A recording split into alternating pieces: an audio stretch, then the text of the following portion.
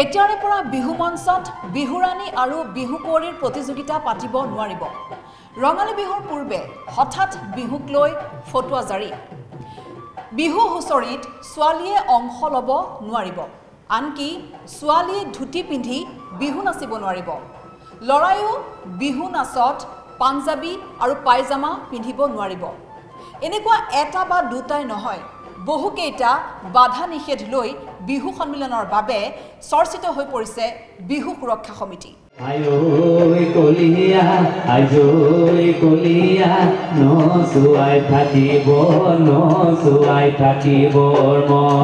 বিহু কিদৰে পালন কৰিব লাগিব, বিহু সুৰক্ষা সমিতিয়ে দিলে SOP। বিহু সম্ৰাট, বিহু কুঁৱৰী, বিহু ৰাণী অভিধা দিয়া দেখা গৈছে। তাৰমানে এইটো আচলতে কোনো কাৰণে গ্ৰহণযোগ্য নহয়।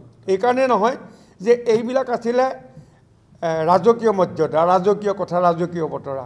এতিয়া ৰজাৰ দিন নাই। সেই বিহু সম্ৰাট, বিহু ৰাণী আৰু বিহু কুঁৱৰীৰ দৰে উপাধিৰো কোনো গ্ৰহণযোগ্যতা নাই। গতিকে বৰ্জন কৰিব লাগিব উপাধি। বিয়া নোহোৱা যুৱতীয়ে নৃত্যৰ প্ৰতিযোগিতাত ভাগ লৈ বিহু ৰাণী কেনেকৈ হ'ব, প্ৰশ্ন বিহু সুৰক্ষা সমিতিৰ। দুখজনক কথাটো হ'ল কি, এজনী ছোৱালীয়ে বিহু নাচিলে, বিহু নাচি তেওঁ বৰ বিহুৱতী বা শ্ৰেষ্ঠ বিহুৱতী বা প্ৰথম স্থান অধিকাৰ কৰিলে, তেওঁক দিয়া হ'ল বিহু ৰাণী। আৰু তেওঁ বিয়াই হোৱা নাই, ৰাণী কেনেকৈ হ'ল? বিহু সন্মিলনত লোকশিল্পীক অগ্ৰাধিকাৰ দিব লাগিব। মনোৰঞ্জনৰ নামত কাৰোবাক উঠাই দি লোক সংস্কৃতিক পাহৰিব নালাগে। আনহাতে প্ৰতিযোগিতাৰ ক্ষেত্ৰত বিচাৰকক হেঁচা প্ৰদান কৰিব নালাগে। বিচাৰকক স্বাধীনতা দিব লাগিব, কাৰণ বিচাৰকৰ গধুৰ দায়িত্ব থাকে। গোটেই ৰাতি কষ্ট কৰাৰ পিছত উচিত মাননি দিব লাগিব বিহু কমিটিয়ে।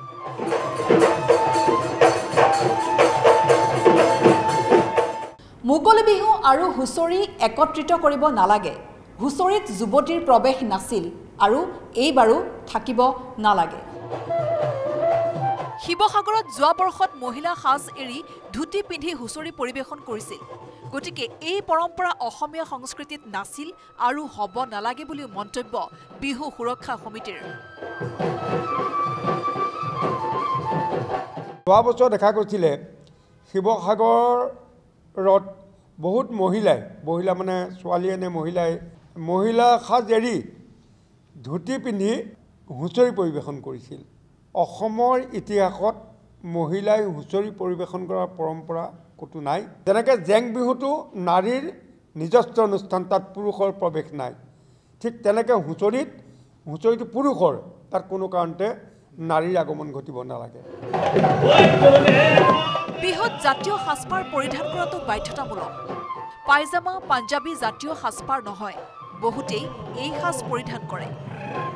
কেৱল এয়াই নহয়, ৰঙালী বিহুৰ পূৰ্বে কেইবাটাও বাধা নিষেধ আৰোপ কৰিছে বিহু সুৰক্ষা সমিতিয়ে। নিশা 12 বজাত শেষ কৰিব লাগিব বিহুৰ অনুষ্ঠান। বিহু বুলি জেঠ মাহলৈকে বিহুৰ অনুষ্ঠান পাতিব নালাগে। আৰু গুৱাহাটীৰ বাহিৰতো 15 দিনৰ লৈকেহে বিহুৰ অনুষ্ঠান পাতিব লাগে বুলি বিহু সুৰক্ষা সমিতিয়ে জাৰি কৰিছে এই ফটোৱা। ভৰ ৰাতিটো তাৰমানে আগতে প্ৰগ্ৰেম নাছিলে, কাৰণ বিহু কৃষি উৎসৱ। সোনকালে আৰম্ভ কৰে আৰু 12টা বজাৰ আগত বিহু শেষ কৰে। বিহু পিছফালে পিছদিনাখন যাতে কোনোবা হাল বাব পাৰে, কৃষি কৰ্মত যাতে নিয়োগ হ'ব পাৰে।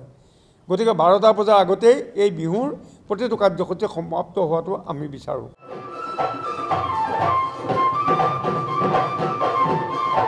বিৰিঞ্চি কুমাৰ ডেকাৰ report, news 18 Assam north east.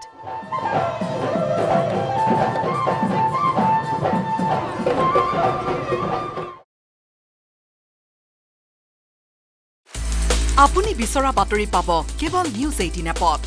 News 18 app download কৰিবলৈ স্কেন কৰক এই QR কোড। গুগল প্লে ষ্টৰতো পাব এই নিউজ 18 এপ।